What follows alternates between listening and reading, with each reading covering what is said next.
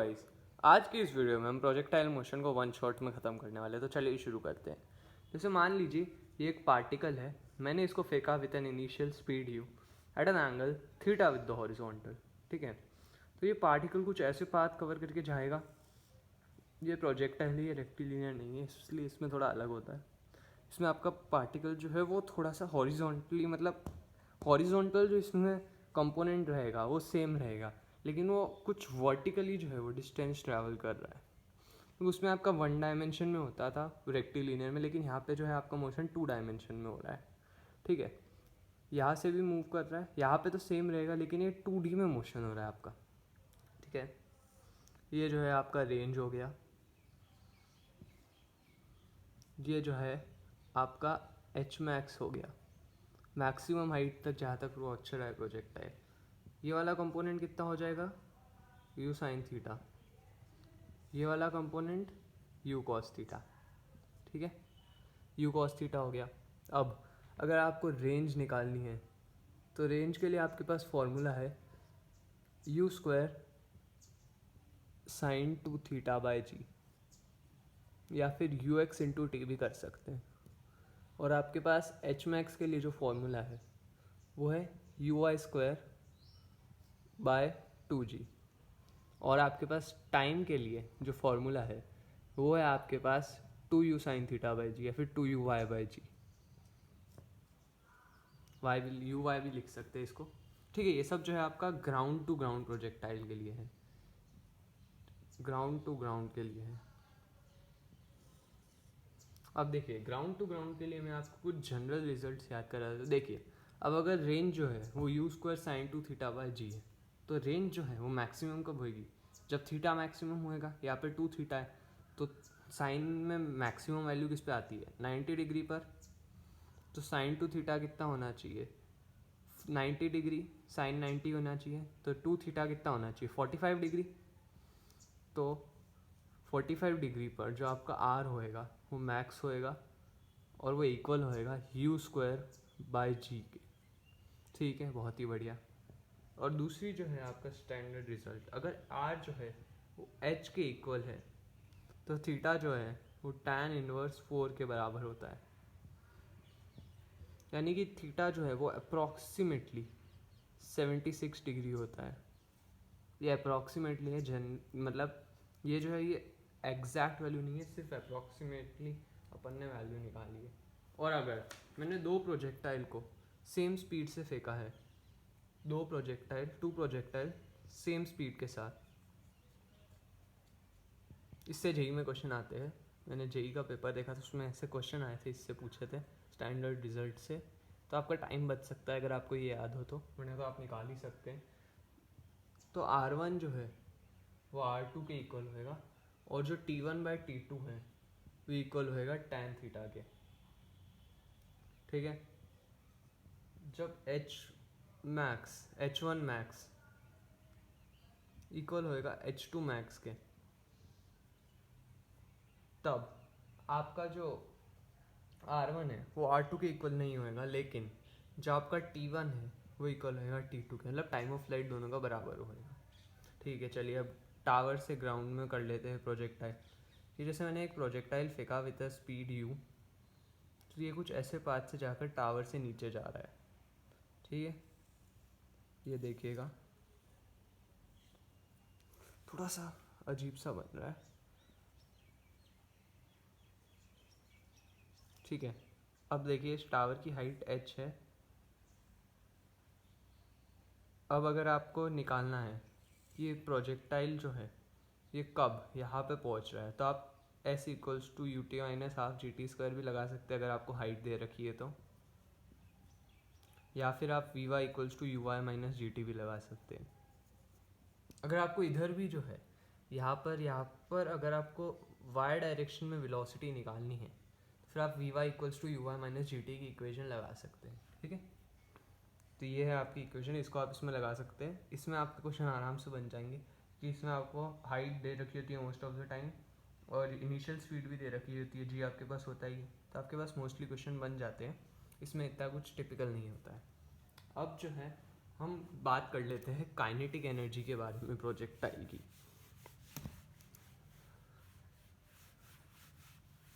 देखिए kinetic energy जो है ना प्रोजेक्टाइल की, वो जो है आपकी, वो इनिशियल और फाइनल पॉइंट पर कांस्टेंट रहती है। कैसे देखते हैं, देखिए काइनेटिक एनर्जी जो है के आई, वो होएगा half m u square, half m u square. और यहाँ पर जो काइनेटिक एनर्जी होएगी वो भी होएगी हाफ एम यू स्क्वायर। ये भी आप याद रख लीजिए, आप पढ़ेंगे अगर तो याद हो जाएगा, वैसे अभी आप पढ़ नहीं पा रहे होंगे इसलिए वीडियो देखना है। चलिए, और यहाँ पर जो है काइनेटिक एनर्जी जो है वो मिनिमम होएगी के आई कॉस स्क्वायर थीटा। ये के आई है, इसके अंदर कॉस स्क्वायर थीटा करेंगे तो ये आ जाएगा, ये मिनिमम है, मिनिमम के ई। ठीक है, बहुत ही बढ़िया। अब हम बात कर लेते हैं इक्वेशन ऑफ ट्रेजेक्ट्री की।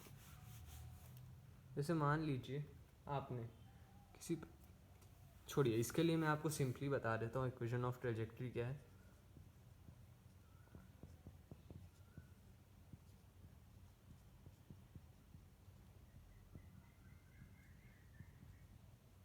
देखिए इसके अंदर अगर आपको बीच में, जैसे आपने प्रोजेक्टाइल को फेंका है, आपको बीच में कहीं पर, ये तो एच मैक्स है, या फिर यहाँ पर कहीं पर आपको जो है वो एक्स कंपोनेंट दे रखा है, थीटा दे रखा है, और कुछ और भी दे रखा है, और आपको ये जो हाइट है वो निकालनी है, तो आप ये इक्वेशन ऑफ ट्रेजेक्ट्री की मदद से निकाल सकते हैं। इसमें आता है y equals to x tan theta minus half g x square by two u, sorry two u नहीं, टू तो पहले ही आ गया ना, j x square by u square cos square theta. और इसको मैं ऐसे भी लिख सकता हूँ, अगर मैं कन्वर्ट करूँ तो x tan theta minus half g x square upon u square into one plus tan square theta. और अगर मैं इसको लिखना चाहूँ तो मैं इसको ऐसे भी लिख सकता हूँ, y equals to x tan theta bracket में one minus x by r. ठीक है, इन तीनों तरीक़ों से मैं इस इक्वेशन ऑफ ट्रेजेक्ट्री को लिख सकता हूँ। अब अगर हम प्रोजेक्टाइल को एक मूविंग फ्रेम से फेंक रहे हैं, तो मान लीजिए ये एक ट्रेन है, डब्बा है कोई भी मान लीजिए, यहाँ पे एक आदमी, ये आदमी या फिर एक बुलेट है, मैं उसे फेंक रहा हूँ विद स्पीड u, और ये जो स्पीड है वो v है, ठीक है। फिर इसकी जो स्पीड है ना प्रोजेक्टाइल की एक्स डायरेक्शन में, वो होएगी u cos theta plus v, मतलब जिस डायरेक्शन में जा रहा है उसकी वेलोसिटी ऐड अप हो जाएगी, क्योंकि इसके साथ मूविंग फ्रेम में वेलोसिटी ऐड अप हो जाती है। और जैसे मान लीजिए अगर ये जो है इस डायरेक्शन में जाना चाहता एट एन एंगल थीटा, और ये जो है ये इस डायरेक्शन में जाता, तो ये हो जाता है u cos theta minus v, क्योंकि दोनों का डायरेक्शन अपोजिट है। और ऐसे ऐड अप करेंगे उल्टा करके, रिलेटिव में समझेंगे। अभी के लिए आप समझ लीजिए इसका जो वेलोसिटी होगी वो होगी u cos theta minus v x direction में। अब जैसे मान लीजिए मैंने एक एरोप्लेन के अंदर एक एरोप्लेन के मतलब एक हॉट एयर बैलून के अंदर से एक प्रोजेक्टाइल को फेंका, ठीक है। तो फिर इसकी जो एक्स डायरेक्शन में वेलोसिटी होएगी वो होएगी u cos थीटा, और मान लीजिए कि ये यहाँ पे जो वेलोसिटी होएगी वो होएगी u sin थीटा, और मान लीजिए एरोप्लेन ऊपर जा रहा है v स्पीड के साथ, तो इसकी जो y डायरेक्शन में वेलोसिटी होएगी ना वो होएगी u sin theta plus v, u i equals to u sin theta plus v, ठीक है। और अगर ये नीचे जा रहा होएगा मूविंग फ्रेम जो है, तो इसकी जो वेलोसिटी हो जाएगी y डायरेक्शन में वो हो जाएगी u sin theta minus v, ठीक है। ये बात समझ आ रही है? ठीक है, चलिए आगे बढ़ते हैं। अब अगर हम प्रोजेक्टाइल को फेंकेंगे कि इंक्लाइंड प्लेन से, ये अच्छा पार्ट है इस चैप्टर में, इससे क्वेश्चन अच्छे बनते हैं।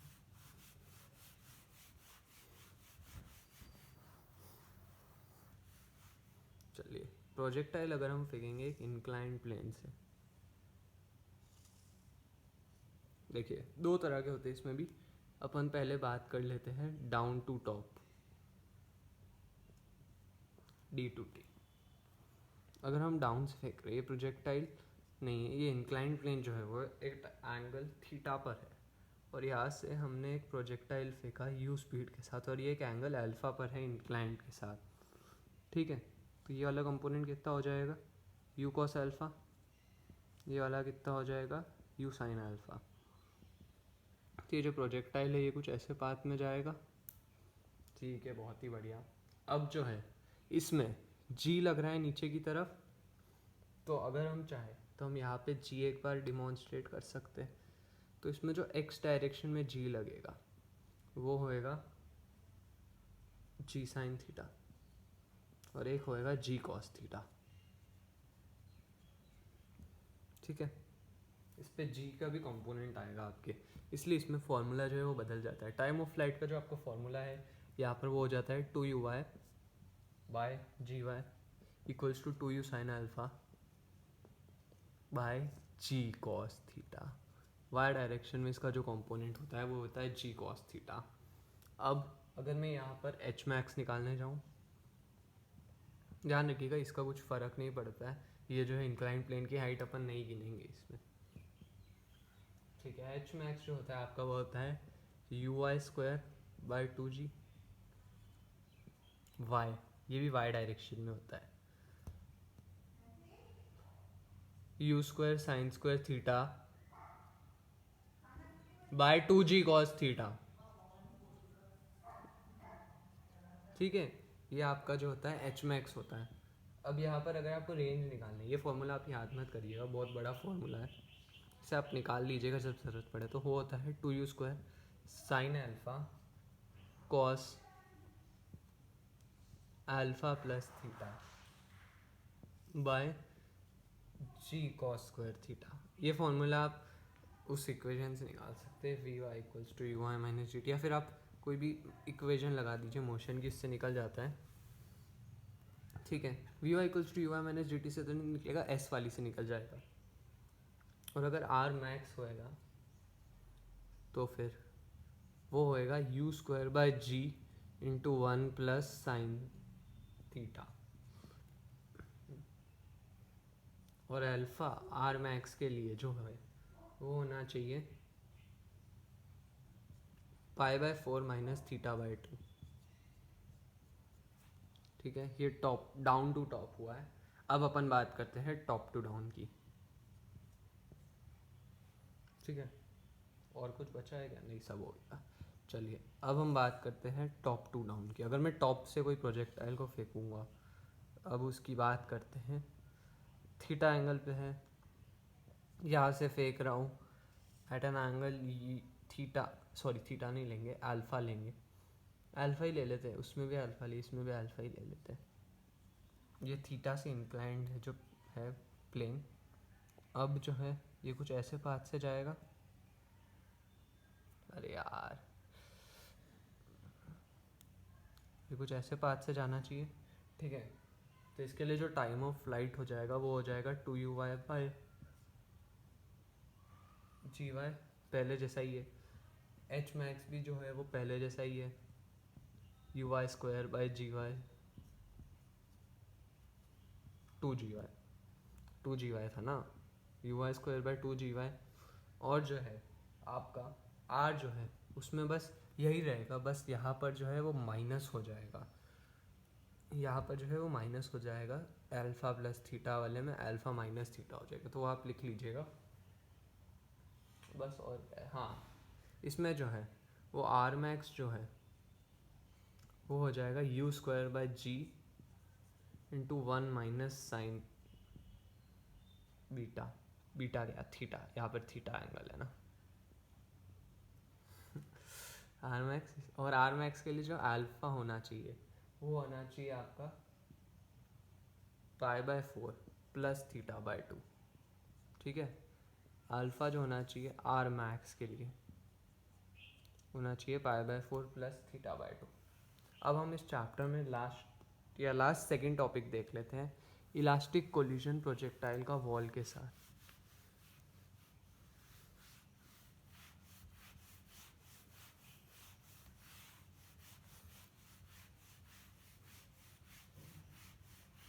ठीक है, elastic collision of projectile with wall, heading डालिए elastic collision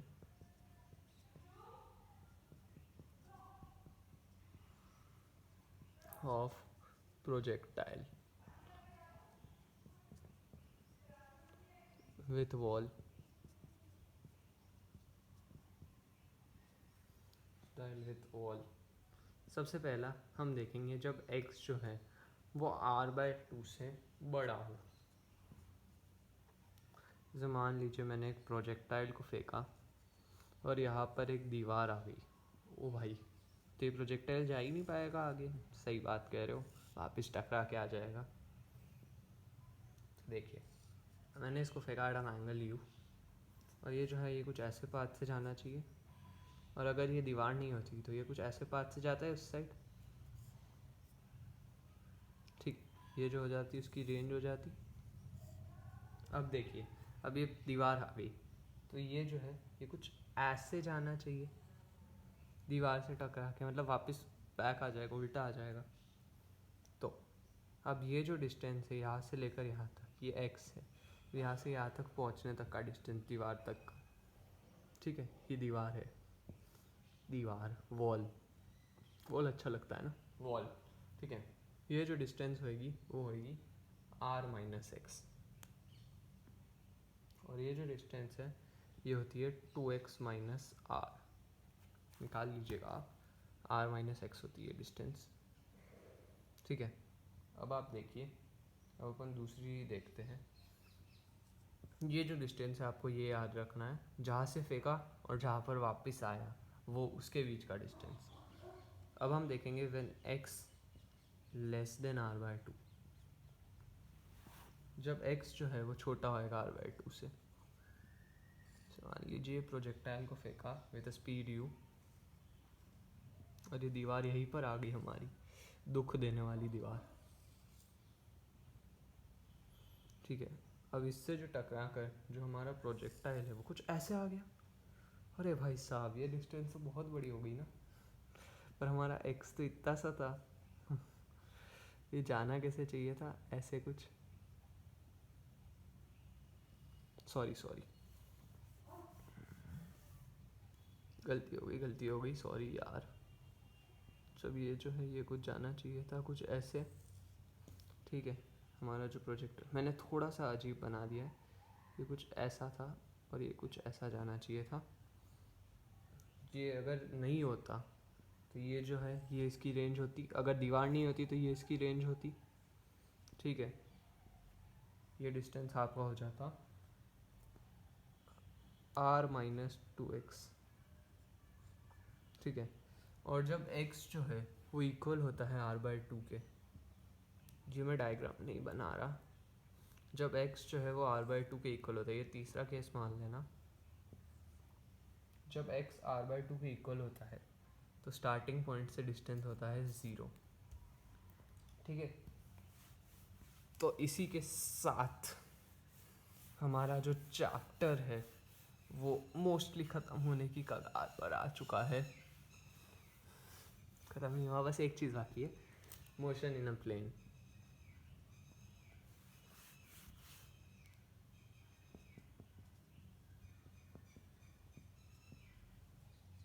motion in a plane. ठीक है,